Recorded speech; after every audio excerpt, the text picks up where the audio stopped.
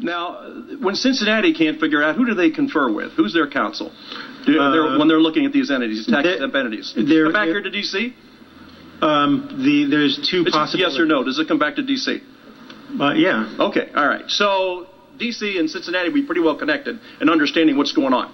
So this doesn't come as a great shock to anybody. In fact, I would say it doesn't come as a shock. You know what it does for the American people? It really establishes what they feared so often. I have a grandson who's afraid to get out of bed at night because he thinks there's somebody under the bed that's going to grab him. And I think most Americans feel that way about the IRS. I mean, you get a letter from you folks or a phone call, it's with terror that you look at it. And now this kind of reconfirms that, you know what? They can do almost anything they want to anybody they want, anytime they want.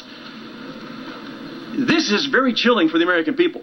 Now, I know that where you're at, you're resigning, you're walking away from it.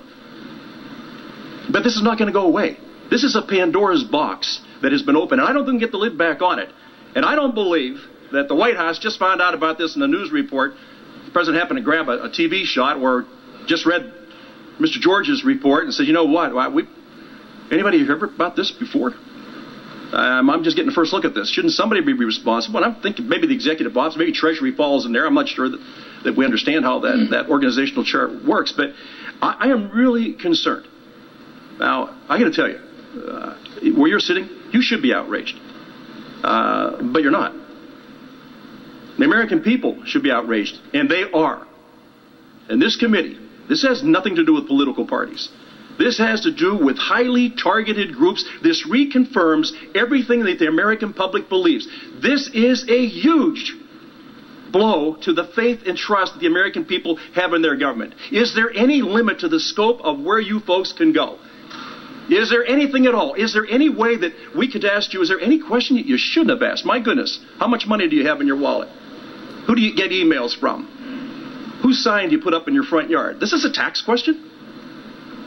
Now, you don't think that's intimidating? It's sure as hell intimidating. And I don't know that I got any answers from you today.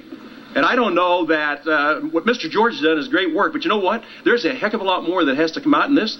And anybody to sit here today and listen to what you have to say, I am more concerned today than I was before. And the fact that you all can do just about anything you want to anybody, you know, you can put anybody out of business that you want anytime you want. And I got to tell you, you talked about you're a horribly run organization.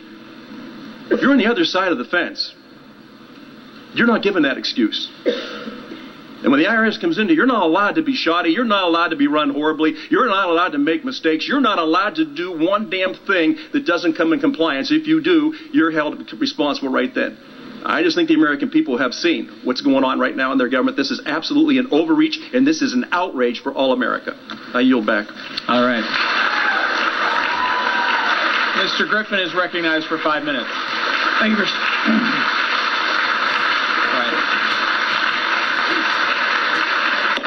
The committee will come to order.